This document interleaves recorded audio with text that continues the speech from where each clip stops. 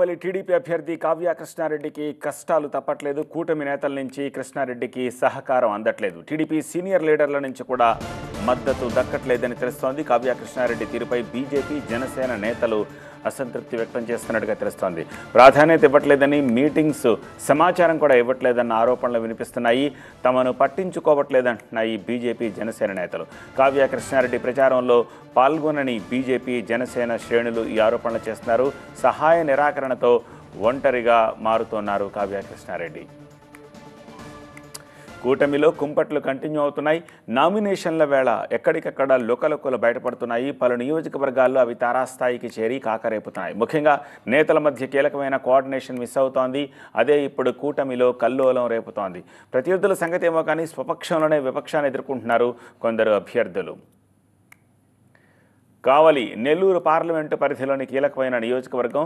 నెల్లూరు ఎంపీని కైవసం చేసుకోవాలి అంటే కావలిలో గెలవడం కూడా చాలా ముఖ్యం. అలాంటి చోట నేతల మధ్య లుకలుకలు కలవరం రేపుతున్నాయి.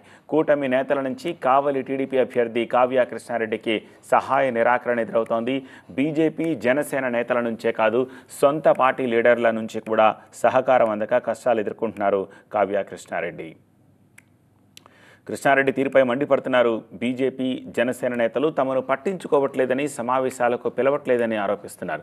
కృష్ణారెడ్డి నామినేషన్ కార్యక్రమానికి మొక్కుబడిగా వచ్చి వెళ్లిన కూటమి నేతలు ఆ తర్వాత ప్రచారానికి రావడం మానేశారు.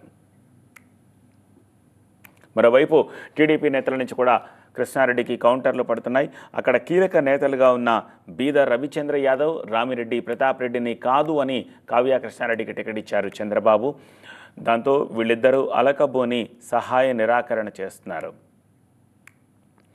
ఇక కావలి టీడీపీ టికెట్ దక్కకపోవడంతో రెబల్గా బరిలోకి దిగారు పసుపులేటి సుధాకర్. ఇది కూడా కావ్య కృష్ణారెడ్డికి ఇబ్బందికరంగా మారింది. కావలి వైసీపీ అభ్యర్థి రామిరెడ్డి ప్రతాప్ రెడ్డి హ్యాట్రిక్ లక్ష్యంగా ప్రచారంలో దూసుకుపోతున్నారు.